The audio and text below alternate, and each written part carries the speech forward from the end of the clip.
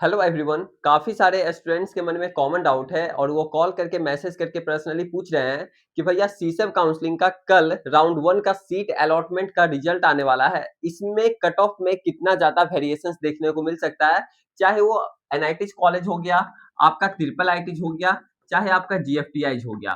तो देखिए, अगर आपके भी मन में ऐसा सवाल उठ रहा है तो आपके लिए यह वीडियो काफ़ी इंपॉर्टेंट होने वाला है कि इसमें आपको एक तरीके से अंदाजा लग जाएगा कि आखिर एनआईटी, ट्रिपल आईटी, जीएफटीआई में कितना कट ऑफ में वेरिएशंस आ सकता है पिछले साल के मुताबिक। ठीक है, देखिए, मैं आप सभी को क्लियर कर देना चाहता हूं कि आपको यहाँ पे सटीक जानकारी तो नहीं पता चल पाएगा, लेकिन एक तरीके से राउंड ऑफ में पता चल जाएगा कि आखिर कट ऑफ में मतलब कि रैंक में कितना ज्यादा वेरिएशन देखने को मिल सकता है। ठीक है, क्योंकि सीसब का थोड़ा अलग लेवल का होता है। ठीक है, इसमें जो है नंबर ऑफ वैकेंसी सीट तो पता चल जाता है, लेकिन कितने नंबर ऑफ स्टूडेंट पार्टिसिपेट किए हैं ये इस चीज पे भी डिपेंड करता है। समझ रहे हैं ना, मतलब कि आपका जो कट ऑफ है ये इस पे भी डिपेंड करता है कि कितने नंबर ऑफ स्टूडेंट पार्टिसिपेट किए हैं। अगर बात किया जाए कि रजिस्ट्रेशन के सॉरी मॉक रिजल्ट आने के पहले तक आपके 37,000 स्टूडेंट पार्टिसिपेट किए थे, यानी चॉइस फिलिंग अप्रॉक्स किए थे 37,000। अगर वहीं पिछले साल की बात किया जाए तो मॉक का रिजल्ट आने के पहले आपका 52,000 स्टूडेंट पार्टिसिपेट किए थे पिछले वर्ष, यानी 2025 में। लेकिन इस वर्ष 2026 में मॉक रिजल्ट आने के पहले, मतलब कि मॉक रिजल्ट आने तक, समझ रहे हैं ना, 37,000 के लगभग स्टूडेंट पार्टिसिपेट किए थे। अब इसके आगे कितना पार्टिसिपेट किए हैं 3 तारीख को 10 बजे तक, वो तो अब पता ये चलेगा रिजल्ट आने के बाद ही। लेकिन एक तरीके से राउंड ऑफ में अब पता चल जाएगा कि आखिर आपका क्या होने वाला है। देखिए, उससे पहले बताने से पहले मैं आप सभी को ये चीज बता देना चाहता हूँ कि आप लोगों का कल तो फर्स्ट राउंड का रिजल्ट आने वाला है। अब आपको उसके बाद क्या करना है ये चीज आप लोग देख लीजिए, क्योंकि काफी सारे स्टूडेंट गलती करते हैं जिसके कारण आप लोगों का सीट कैंसिल हो जाता है। ये तो हम आप सभी को बताएंगे कि एनआईटी, ट्रिपल आईटी, जीएफटीआई का कितना कट ऑफ में वेरिएशंस आ सकता है, कितना रैंक में वेरिएशंस आ सकता है, लेकिन इससे पहले आप लोग ये चीज देख लीजिए। ठीक है, देखिए, कल आप लोगों का 6 तारीख को, ठीक है, कल 6 तारीख को शाम 5 बजे आप लोगों का राउंड वन का रिजल्ट आएगा।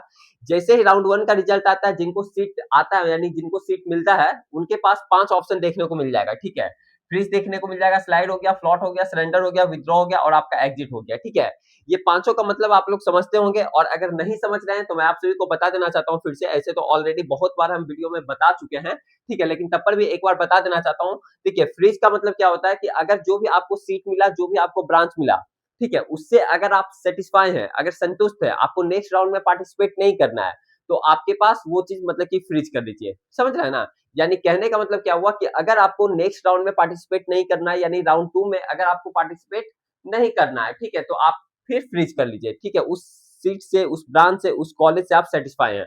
ओके, स्लाइड का मतलब क्या होता है? स्लाइड का मतलब ये होता है कि आपको जो भी कॉलेज मिला है, जो भी ब्रांच मिला है, मान लिया जाए एमएनआईटी जयपुर में अगर आपको सिविल ब्रांच मिला है, तो अगर आप एमएनआईटी जयपुर से कॉलेज से तो सेटिस्फाई हैं, लेकिन ब्रांच से आप सेटिस्फाई नहीं है, यानी कहने का मतलब उसी कॉलेज में आप ब्रांच को अपग्रेड करना चाहते हैं, ब्रांच को आप चेंज करना चाहते हैं उसी कॉलेज में, सेम कॉलेज में, तो आपके लिए फिर वो स्लाइड का ऑप्शन होता है। ठीक है, स्लाइड आप कर दीजिएगा। ठीक है, फ्लॉट का मतलब क्या होता है? फ्लॉट का मतलब क्या होता है कि यहाँ पे दोनों चीज चेंज करने का ऑप्शन आपको मिलता है, यानी कॉलेज भी आपका चेंज होगा और आपका ब्रांच भी चेंज होगा। जैसे कहने का मतलब एनआईटी पटना में अगर आपको सिविल ब्रांच मिला है और आप अगर फ्लॉट वहां पे फ्लॉट कर दिए, तो हो सकता है आपका कॉलेज भी चेंज होगा और ब्रांच भी आपका चेंज होगा। और नहीं भी होता है, नहीं होगा तो आपका राउंड वन वाला ही रह जाएगा, जो आपका एनआईटी पटना में ये केमिकल या सिविल ब्रांच जो मिला है वही आपका रह जाएगा। और अगर चेंज होगा तो दोनों चेंज होगा। ठीक है, सरेंडर का मतलब क्या होता है? सरेंडर का मतलब ये होता है, काफी सारे स्टूडेंट इसमें डाउट में होते हैं। देखिए, मान लिया जाए अगर आपको राउंड वन में सीट मिला, अब फिर अगर आप राउंड वन में सीट मिला और आप उस सीट से सेटिस्फाई नहीं है और आप सोच रहे हैं कि भैया मुझे नेक्स्ट राउंड में तो पार्टिसिपेट करना है, यानी राउंड टू में मुझे पार्टिसिपेट करना है, लेकिन अगर राउंड टू में सीट मिलेगा तभी हम लेंगे, अन्यथा राउंड वन वाला सीट हम नहीं लेंगे, तो उसके लिए आपको सरेंडर करना होगा। सरेंडर, इसके लिए क्या करना होगा? सरेंडर करना होगा, यानी आप राउंड वन वाला सीट से सेटिस्फाई है नहीं। कहने का मतलब ये चीज समझ रहे हैं ना, कि अगर हमको राउंड टू में सीट मिलेगा तभी हम लेंगे, अन्यथा हम राउंड वन वाला सीट नहीं लेंगे। जैसे होता है ना, फ्लॉट में क्या होता है कि अगर आपको राउंड वन में सीट मिला, फिर आप फ्लॉट किए या फिर स्लाइड किए, तो राउंड टू में अगर आपको सीट मिलता है तब तो ये ऑटोमेटिक आपका राउंड वन वाला कैंसिल हो जाता है। लेकिन अगर राउंड टू में सीट आपका नहीं मिलता है तो आपका राउंड वन वाला एज इट इज आपका रह जाता है। लेकिन सरेंडर में आपका ये नहीं होगा। अगर आपको राउंड टू में अच्छा सीट मिलता है तो आप लीजिएगा राउंड वन वाला सीट, अगर अगर राउंड टू में नहीं मिला तो आपका राउंड वन वाला भी कैंसिल हो जाएगा। ठीक है, समझ गए ना? नहीं समझे तो देखिए, नंबर पे, इस नंबर पे कॉल करके आप लोग पूछ लीजिएगा। ऐसे तो समझ गए हैं, यहाँ पे अच्छे से समझा रहे हैं हम।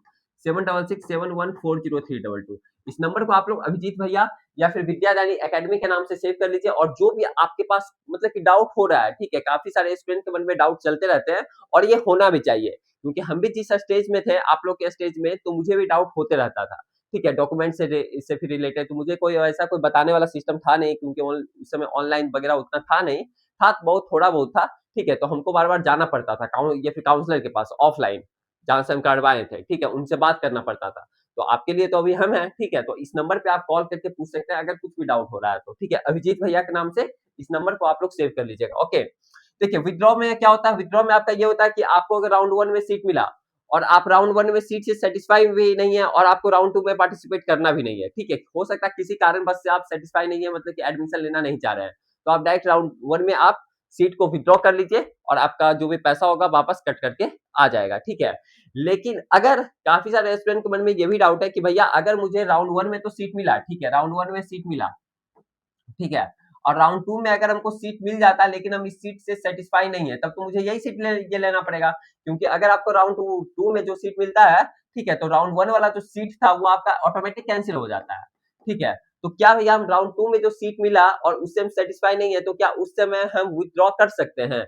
तो भाई राउंड 2 के बाद आपको विथड्रॉ करने का ऑप्शन आएगा ही नहीं, ठीक है, तो जो आपको सीट मिलेगा वो आपको लेना पड़ेगा, अन्यथा आपका पैसा वापस भी नहीं आएगा। अगर आप सीट को कैंसिल मतलब नहीं लेते एडमिशन, तो आपका वापस पैसा भी नहीं आएगा। ये चीज आप लोग ध्यान से सुन लीजिएगा, क्योंकि काफी सारे स्टूडेंट के मन में ये कॉमन डाउट चलते रहते हैं, ठीक है, ये चीज आप लोग समझ गए। ओके, अब देखिए यहाँ पे ध्यान से सब कुछ समझिए, ठीक है। फिर आप लोग का देखिए, जैसे ही आप लोग का रिजल्ट आता है तो 6 अगस्त से 10 अगस्त तक आप लोग का शाम 5 बजे तक ऑनलाइन रिपोर्टिंग वही वगैरह सब कुछ होगा, मतलब कि विलिंगनेस का ऑप्शन आएगा, फिर आप लोग ऑनलाइन रिपोर्टिंग कीजिएगा। जिनको जोसा में सीट मिल चुका था उनके लिए ऑनलाइन रिपोर्टिंग करने का जरूरत नहीं है, ठीक है, जिनको जोसा में ऑलरेडी सीट मिल चुका था और वो सीसे में पार्टिसिपेट किए थे, तो उनका ऑनलाइन यानी डॉक्यूमेंट वेरीफाई आपका ऑलरेडी हो चुका है। और जिनका फर्स्ट टाइम सीट अभी सीसे में मिला है, ठीक है, सीसे में यानी फर्स्ट टाइम आपको सीट मिला है अभी, ठीक है, जोसा में नहीं मिला है, फर्स्ट टाइम सीसा में मिला है, तो आपको ऑनलाइन रिपोर्टिंग करने का जरूरत होगा। इसमें आपको डॉक्यूमेंट वेरिफिकेशन करवाना होगा। अगर डॉक्यूमेंट में कुछ क्वेरी रेज होती है, यानी कुछ भी डॉक्यूमेंट में अगर एरर होती है, तो आपका डॉक्यूमेंट रिस्पॉन्ड करने का जो डेट है वो आप लोग का 11 अगस्त को है, यानी एक दिन का मात्र टाइम मिल रहा है, उसमें भी शाम 5 बजे तक, ठीक है। तो क्वेरी को आपको जो भी रिस्पॉन्ड मतलब कि क्वेरी रेज होगा, ठीक है, तो आप क्वेरी रिस्पॉन्ड करने का जो डेट ये टाइम है आपका शाम 5 बजे तक है। अगर आप लोग क्वेरी को रिस्पॉन्ड नहीं करते हैं, ठीक है, तो आपका सीट भी कैंसिल हो जाएगा, उस समय तो वापस पैसा आ जाता है, ठीक है। अगर डॉक्यूमेंट्स से रिलेटेड डॉक्यूमेंट्स के कारण अगर आपका सीट कैंसिल होता है एनआईटी ट्रिपल आईटी जीएफटीआई में, ठीक है, फर्स्ट राउंड में राउंड 1 में, तो आपका फिर वापस पैसा आ जाता है कट करके। लेकिन राउंड 2 में अगर आपका डॉक्यूमेंट्स के कारण अगर आपका सीट कैंसिल होता है राउंड 2 में, तो आपका फिर पैसा वापस नहीं आता है, ठीक है। तो ये चीज आप लोग समझ गए। फिर आप लोग को आईएफ वगैरह जमा करना होगा, ये तो आपका शाम 5 बजे तक का टाइम है, ठीक है। फिर आप लोगों का सेकंड राउंड का रिजल्ट आएगा, सेकंड राउंड का रिजल्ट आपका 12 अगस्त को शाम 5 बजे आएगा। फिर उसी तरीके से जिनको फर्स्ट टाइम सीट मिलता है उनको ऑनलाइन रिपोर्टिंग करने का जरूरत होगा 12 अगस्त से 14 अगस्त तक, ठीक है। ये चीज आप लोग समझ गए। ओके, शाम 5 बजे तक है। फिर आप लोगों का क्वेरी रेज करने का, अगर क्वेरी रेज होता है तो क्वेरीज को रिस्पॉन्ड करने का जो डेट है वो आप लोग का 17 अगस्त को शाम 5 बजे तक का टाइम है, ठीक है।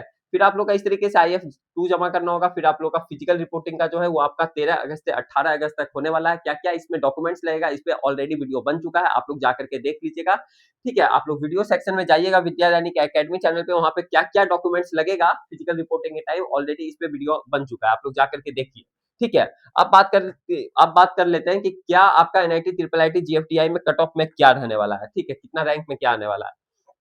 तो आप लोग देख लीजिए यहाँ पे, देखिए एनआईटीज में आपका क्या होने वाला है कि 2000 से 4000 रैंक में आपका डिफरेंस देखने को मिलेगा। क्या भैया ये टीयर 1 एनआईटीज में भी देखने को मिलेगा? देखो भाई, टीयर 1 एनआईटीज में आपके लोअर ब्रांचेस में देखने को मिल सकते हैं, ये आपका ऐसे जनरल कैटेगरी वालों का है, ठीक है। ओबीसी एससी एसटी में और भी थोड़ा कम देखने को मिलेगा, ठीक है।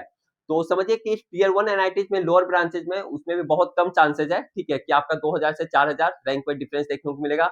वहीं आपका टीयर 2 में कोर लोअर ब्रांचेज में काफी ज्यादा देखने को मिलेगा। टीयर 3 के लोअर ब्रांच में जैसे कि नॉर्थ ईस्ट की तरफ हो गया, ठीक है, सिक्किम हो गया, नागालैंड हो गया, अरुणाचल प्रदेश हो गया, ठीक है, आपका जो भी हो गया, ठीक है, तो उसमें आपका 4000 से 5000 रैंक में भी डिफरेंस देखने को मिल सकता है लोअर ब्रांचेज में, टीयर 3 एनआईटीज के लोअर ब्रांचेज में, ठीक है, समझ रहे हैं ना बात को। ट्रिपल आईटीज में क्या देखने को मिलेगा, आपका 3000 से 4000 रैंक में डिफरेंस देखने को मिलेगा, क्योंकि इसमें ऑलरेडी आपको पता है कि काफी ब्रांचेस कम होते हैं ट्रिपल आईटीज में, ठीक है, तो जनरल कैटेगरी में वही आपका 3000 से 4000 रैंक में डिफरेंस देखने को मिल सकता है। और वहीं जीएफटीआईज़ में बात किया जाए तो जीएफटीआईज़ में आपका 5500 से 10,000 रैंक में डिफरेंस देखने को मिल सकता है। ठीक है, और ये चीज़ देखिए, ये एक्यूरेट आपका सही नहीं हो सकता, लेकिन एक तरीके से हम गेस करके आपको बता रहे हैं, क्योंकि काफ़ी सारे स्टूडेंट कॉल करके मैसेज करके पूछ रहे थे। लेकिन ये चीज़ आप अंदाज़ा लगा लीजिए, अंदाज़ा क्या मतलब कि ये चीज़ 95% आपका एक्यूरेट ही होगा, सही होगा डाटा, क्योंकि जो भी हम लाते हैं मतलब कि सीसेट में भी पहले लाए थे, जोसा में, ठीक है, कि राउंड 2 से राउंड 3 में कट ऑफ में क्या वेरिएशंस आएगा, तो उतना लगभग आ ही जाता था। ये मतलब कि 100% सही नहीं होता था, क्योंकि जो भी होना चाहिए सच्चाई बताना चाहिए, ऐसा नहीं कि कुछ से कुछ। लेकिन लगभग में सही हो ही जाता था, उतना कट ऑफ में वेरिएशंस आता ही था। ठीक है, कैटेगरी वाइज़ वहाँ पे हम बात करते थे। ठीक है, तो शीशे में देखिए अब क्या आता है, कल तो ऐसे आप लोगों का रिजल्ट आ ही जाएगा शाम 5 बजे तक। ठीक है, काफ़ी अच्छा रिजल्ट आएगा, उसके लिए आप लोग टेंशन मत लीजिए, ओके। और जिनको सीट नहीं मिलेगा तो वो आप लोग सेकंड राउंड में पार्टिसिपेट मतलब सेकंड राउंड में देखिएगा, आप लोग को मिल जाएगा।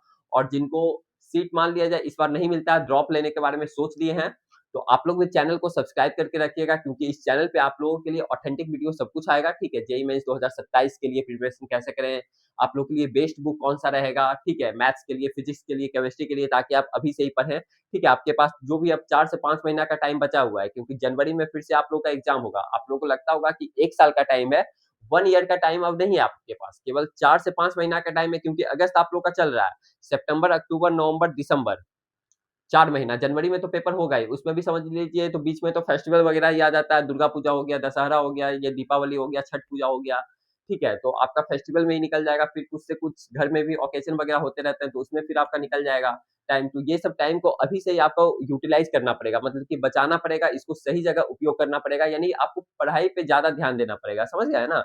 क्योंकि अभी भी कुछ भी बिगड़ा नहीं है, लेकिन अब आप मतलब कि अगर आप इस तरीके से अब करते रहिएगा तो आपका बहुत कुछ बिगड़ जाएगा, समझ रहे हैं ना? तो आगे किस तरीके से पढ़ाई करना है 2027 के लिए जल्द उसपे वीडियो आएगा, जो भी स्टूडेंट मान लीजिए ड्रॉप होंगे या फिर 12th में होंगे, ठीक है? ड्रॉपर होंगे या फिर 12th में होंगे, तो उनके लिए जस्ट वीडियो आएगा, इसलिए आप लोग चैनल को सब्सक्राइब करके बेल आइकन ऑन करके रख लीजिए, क्योंकि आपके लिए सारा कुछ इम्पोर्टेंट वीडियो लेकर के आते रहेंगे जेईई मेंस 2027 के लिए, ठीक है?